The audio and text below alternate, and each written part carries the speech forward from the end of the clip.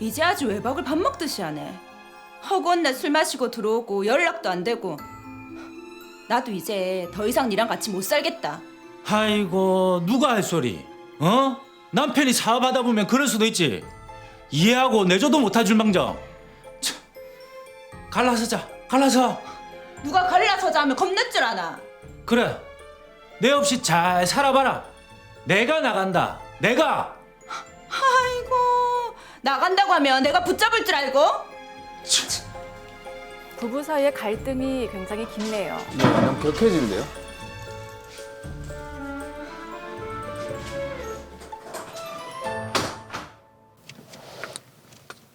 벨트 맸지 찬호? 네.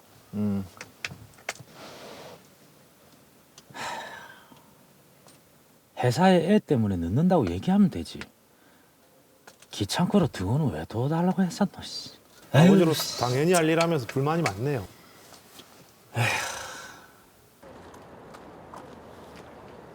아이고, 예쁘다. 누구 닮아서 이렇게 예쁘노? 나가서 물 한 잔 마시고 있어. 네. 지금이 몇 시인데 안 오노? 아, 잠 좀 자자. 오늘은 네가 등원시켜라. 뭐라고? 등원은 도와주기로 했잖아요. 나도 회사 일이 바쁜데 어쩌라고. 나도 해줄 만큼 해줬다. 네가 알아서 해라. 아, 정말 무책임하네요. 생활비도 한 푼 안 주면서 나도 이제 더 이상 못 참겠다. 두고 봐라. 내가 이혼 소송 한다.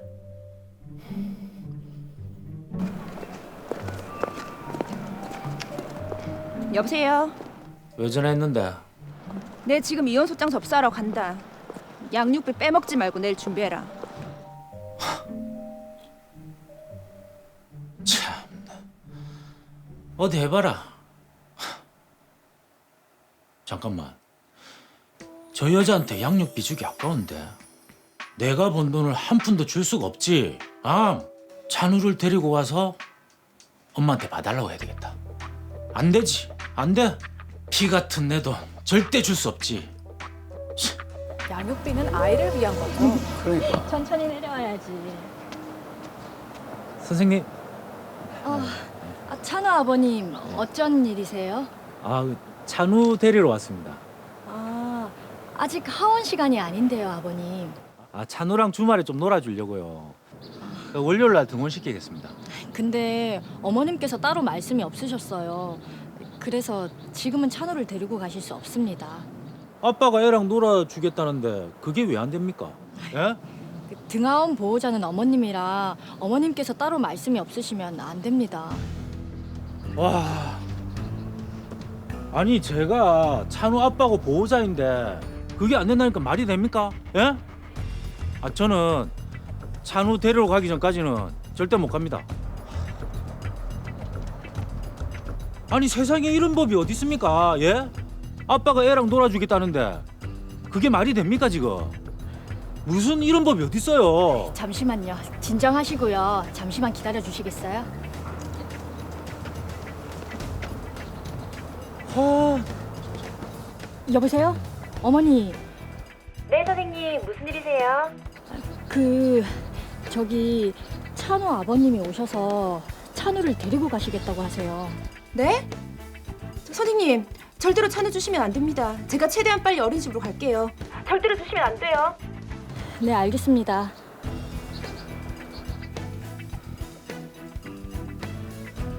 아이를 억지로 데리려고 해야 하네. 네, 경찰서죠.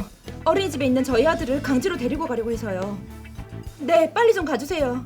상황이 점점 극으로 치닫네요. 그러네. 아유, 참. 선생님 여기서 이러시면 안 됩니다. 아니 경찰 아저씨 제 얘기를 좀 들어보세요. 아니 제가 저 아이 친아빠인데 애랑 주말에 놀려고 데려가겠다는데 안 된다고 하잖아요. 아이 아빠 맞습니까? 네, 맞기는 한데 어머님이 아이를 주지 말라고 하셔서. 선생님 힘을 좀 내주십시오.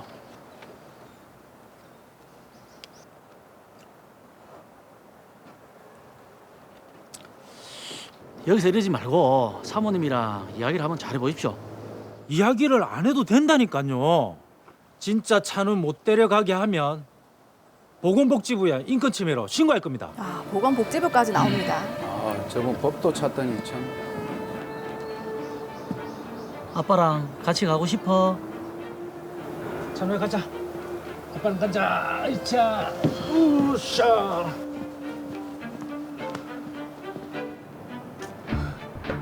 네, 어머니, 네, 선생님. 저 지금 가고 있어요.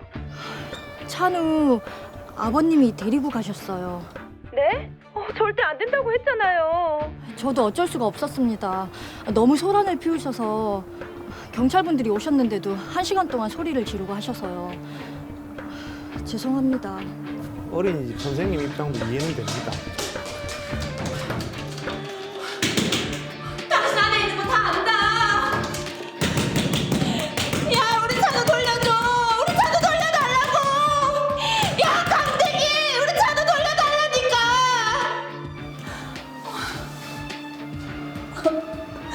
찬우야, 찬우야.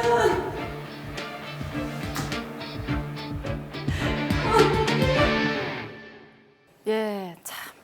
아, 저도 그 한 아이의 엄마인지라 아이가 있는 가정의 이혼 소송을 다룰 때면 참 안타깝습니다. 이게 지금 이혼 소송 중에 아빠가 아이를 억지로 데려간 거잖아요. 그렇죠. 예.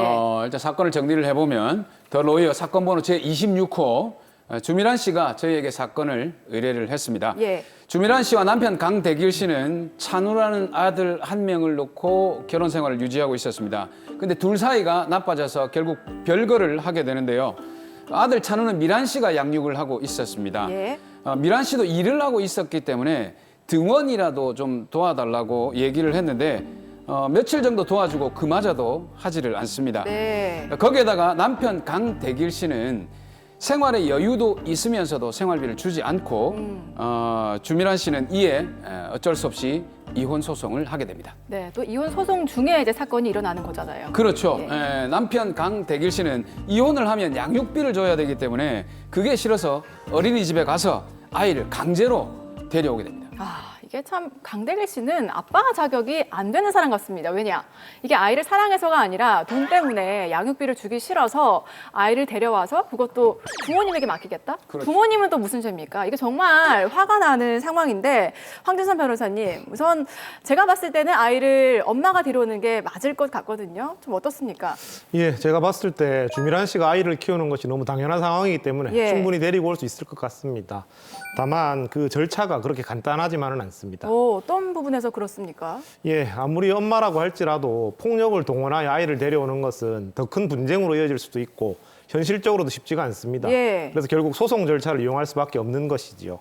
따라서 이혼 소송에서 주미란 씨가 아이에 대한 양육을 홀로 전담을 해왔고 남편은 과거에도 양육을 거의 하지 않았고 집을 나간 후부터는 아이를 전혀 돌보지 않고 생활비조차 전혀 주지 않았다는 사실 등을 잘 입증하면 충분히 아이를 되찾을 수 있다라고 생각이 됩니다. 예. 자, 이게 지금 이혼 소송 중이었고 엄마가 아이를 양육을 하고 있는 상황이었는데 그렇다면 아빠가 이 상황에서 아빠가 억지로 아이를 강제로 데려오는 건 이거는 괜찮습니까? 아닙니다. 문제가 많이 됩니다. 예. 아무리 아버지라고 해도 혼자서 양육을 전담하고 있던 보호자의 의사에 반해서 아이를 데려간 행위는 미성년자 약취죄에 해당할 수 있습니다. 아, 그래요? 예, 아무리 친아빠라고 하더라도 불법적인 방법을 동원해서 당시 아이를 혼자서 양육하고 있던 주미란 씨 의사에 반해서 아이를 데려간 것은 결국 아이를 보호자로부터 약취하여 데려간 것이기 때문에 예. 평온한 양육 상태를 깨뜨린 것입니다. 예. 당연히 문제가 됩니다. 아빠가 아이를 데려갔는데도 미성년자 약취죄가 된다고 하셨는데 사실 이 죄명만 봐서는 잘 모르겠어요. 미성년자 약취죄 이게 어떤 죄입니까? 예, 미성년자 약취죄는 형법 제287조에서 미성년자를 약취 또는 유인한 사람은 10년 이하의 징역에 처한다라고 규정을 하고 있습니다. 일반인들 입장에서는 약취라는 표현이 다소 생소하실 수가 있는데 약취란 것은 폭행이나 협박 또는 불법적인 사실상의 힘을 사용하여서 피해자의 의사에 반해서 피해자를 보호받는 생활관계로부터 이탈을 시켜서 다른 사람이 지배로 옮기는 행위를 의미합니다. 예. 쉽게 말씀을 드리자면 미성년자를 보호자의 동의 없이 불법적인 수단을 통해서 데려가는 행위를 처벌하기 위한 규정입니다. 미성년자의 자유와 보호자의 보호 감독권을 보호하기 위한 규정입니다. 예. 근데 사실 화면 보면서 궁금했던 게요. 뭐 남편이 아내 동의 없이 아이를 데려가긴 했지만 그래도 친아빠지 않습니까? 부모에게도 이 죄가 적용이 될 수 있습니까?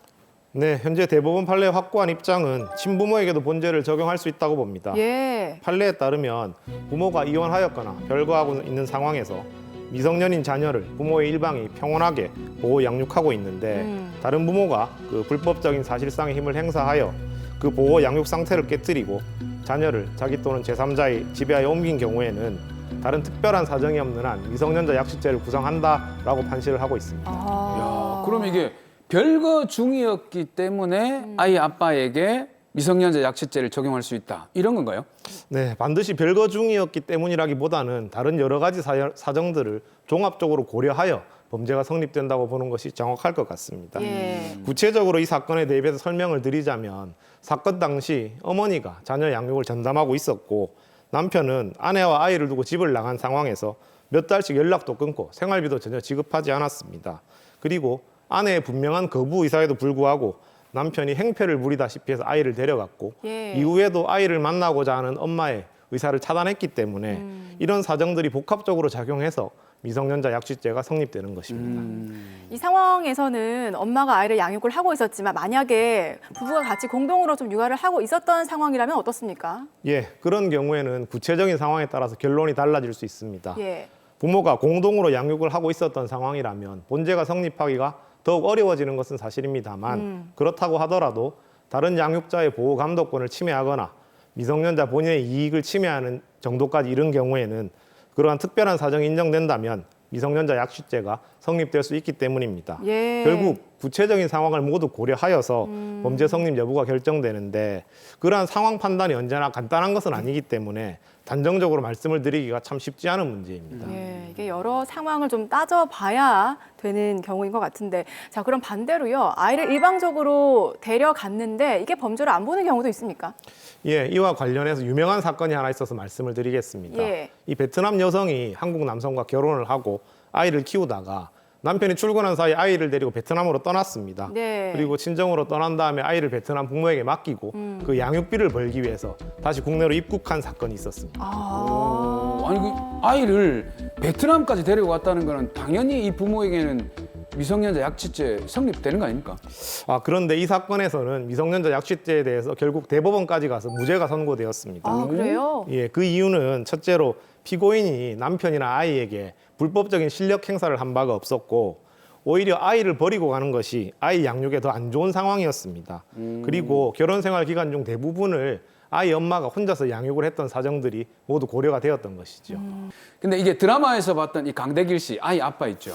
이 아이 아빠는 어떤 정도 처벌을 받을 수가 있을까요? 예, 만약에 제3자가 아이를 부모로부터 이런 식으로 빼앗아 왔다면 그 전형적인 유괴범이니까 매우 중형이 나오겠지만 그렇죠. 예, 친부모가 이런 범죄를 저지른 경우에는 처벌이 그렇게 강하지는 않습니다. 아. 예, 아이를 데리고 가서 특별히 학대를 했거나 하는 정황이 없이 정상적으로 양육을 하였다는 사정이 처벌을 가볍게 하는 요소인 것이지요. 예. 그러나 이 사건에서는 제가 볼 때 강대길 씨는 양육비를 주기 싫어가지고 평소에는 전혀 양육도 하지 않던 사람이 부인의 의사에 반해서 강제로 아이를 데려간 것이고 의도가 좀 불순하기 때문에 이런 상황이라면 집행유예 정도가 가능할 것 같습니다. 일단은 운이 뭐 아주 좋으면 선고유예까지도 뭐 예. 노려볼 수 있을 것 같긴 합니다. 일단은 이게 친부모다 보니까 그런 것들이 좀 반영이 된 것 같네요. 그렇죠? 자, 일단 이 사건은 엄마 미란 씨가 저희한테 의뢰를 했습니다. 근데 엄마 입장에서 보면 굉장히 안타까운 그 포인트가 있었습니다. 바로 경찰의 태도인데 신고를 했더니 경찰이 굉장히 소극적으로 제지를 했단 말이죠. 그렇기 때문에 아빠가 아이를 데려가게 됐는데 만약 이 상황에서 좀 경찰이 적극적으로 대처를 했다면 어떻을까 하는 안타까움이 들어요. 예, 사실 미란 씨 입장에서는 경찰의 대응이 많이 아쉬울 수 있을 것 같습니다. 예. 그런데 경찰이 적극적으로 대처하기도 쉽지 않았을 겁니다. 왜냐하면 제가 앞서 말씀드린 것처럼 친아버지의 경우 범죄가 성립되는지 여부가 구체적인 상황에 따라 달라질 수 있기 때문에 친아버지라는 사실만 확인한 경찰 입장에서는 현장에서 적극적으로 대응하는 것이 쉽지가 않은 것이죠. 그렇죠. 예. 이 강대길 씨의 말과 주미란 씨의 말 중에 어떤 것이 진실인지를 현장에 출동한 경찰관이 바로 판단하기는 매우 어려운 문제입니다. 경찰 입장에서도 어떻게 보면 참 난감하다고 이렇게 정리가 될 것 같습니다. 네. 자, 어쨌든 아빠가 아이를 데려갔습니다. 이혼 소송 중이기 때문에 또 양육권을 따져봐야 될 것 같은데 이 경우에는 양육권이 어머니한테 넘어가지 않겠습니까? 예, 제가 볼 때 이 사건과 같은 사실관계라면 주미란 씨에게 양육권이 인정될 가능성이 매우 높다고 보여집니다. 예. 다만 이혼 소송에서는 별거 기간 중에 아이가 누구와 있었느냐가 매우 중요한 요소로 고려가 되기 때문에 사실 그런 점 때문에 남편이 이런 억지를 쓰면서 아이를 데려간 것이죠. 실제 소송에서는 지금까지 미란 씨가 홀로 양육을 전담해왔던 사정을 재판부에 잘 설명을 해야 될 것입니다. 이 사건의 경우는 주미란 씨가 실제로 아이를 홀로 양육을 하고 있었고 예. 남편은 양육에 전혀 기여한 바도 없고 생활비도 전혀 주지 않았기 때문에 아이의 양육자로는 당연히 엄마가 결정될 것으로 보입니다. 그럼요. 예. 그 이혼 소송 중에 제일 문제가 되는 게 재산 분할하고 양육권이거든요. 이 양육권을 정하는 어떤 구체적인 기준이 있나요? 예, 당연히 누가 더 잘 키울지가 그 결정 요소가 됩니다. 예. 경제력도 반영이 되지만 무엇보다도 방금 말씀하신 것처럼 주 양육자가 누구였냐가 또 제일 중요한데요. 과거에는 아이는 엄마가 키워야 된다라는 고정관념이 있었다면 최근에는 이제 가정 내에서 역할도 다양화되고 예. 조부모님이 주 양육자인 경우도 있습니다. 그렇죠. 예. 그렇기 때문에 이제 법원이 다 이런 사정을 다 고려하게 되고요. 음. 무엇보다도 아이의 나이도 중요한데 예. 나이가 너무 어릴 경우에는 어머니가 양육권을 가져가는 경우가 많지만 나이가 좀 있다 싶으면 아이들에게 엄마 아빠 중에 이제 누구랑 더 살고 싶은지 물어보는 경우도 있습니다. 네. 자, 그러면 이런 상황은 어떻습니까? 이제 이혼 소송 중이고 양육권자를 정해야 되는데 서로 내가 아이를 더 잘 봤다. 아니다. 내가 더 열심히 봤다. 이렇게 주장한다면은 이런 상황에서는 뭐 어떻게 해야 됩니까? 예, 그런 상황이 많이 발생합니다. 예. 그런데 문제는 실제로 누가 열심히 키웠는지를 재판부에서 쉽게 판단할 수가 없기 때문에 거짓 주장이 난무한다는 점에 있습니다. 아, 예. 저도 전에 들은 얘기인데 예. 이거 이혼 소송에서 남편이 혼자서 애를 다 키웠고 학교 다 데려다 주고 숙제도 다 챙겼다고 주장을 했는데 판사가 자식이 어느 학교 다니냐고 물어보는 질문에 자식이 중학교 다니는지 고등학교 다니는지도 정확하게 몰랐던 경우가 있었다고 합니다. 예. 이게 참 웃을 일이 아닌데 예상치 못한 질문에 거짓말이 두통이 나버린 경우네요. 나쁜 그러니까요. 사건이에요, 이게. 예, 맞습니다. 양육권을 가져오기 위해 소송을 진행한다면 본인이 양육에 기여한 바가 크다는 사실을 입증을 하셔야 되는데 그러기 위해서는 주변 사람들, 뭐 어린이집 교사나 이웃 주민들이 있겠습니다. 이런 사람들의 증언을 잘 모아서 제출하는 방법도 있기 때문에 참고하시기 바랍니다. 사실 뭐 거짓말은 어차피 다 해봐야 탄로가 나게 돼 있거든요. 그럼요. 예. 근데 이 양육권 정할 때 제가 들은 바로는 돈이 많은 쪽이 좀 유리하다 이런 얘기를 좀 들었거든요. 어떻습니까? 반드시 그렇지만은 않습니다. 이 경제력이란 것도 결국 아이를 키우기에 좋은 환경이냐를 판단하는 하나의 기준에 불과하기 때문이죠. 돈이 많은 쪽의 환경이 오히려 양육에 적합하지 않고 돈이 좀 부족한 쪽이 양육하기에 적합한 환경이라면 돈이 많은 쪽에서 양육비를 많이 지급하면 충분히 해결될 문제이기 때문에 네. 반드시 돈이 많은 쪽이 유리하다고 볼 수는 없습니다. 그렇죠. 아무래도 뭐 돈보다도 아예 양육 환경이 중요하지 않겠습니까? 네. 자, 그런데요, 이혼 과정에서 그러면 좀 이혼에 책임이 있는 유책 배우자라고 하죠. 유책 배우자인 경우에는 양육권 가족이 좀 불리하지 않을까요? 뭐 조금 불리한 정황이 있는 건 사실이지만 예. 반드시 그렇지는 않습니다.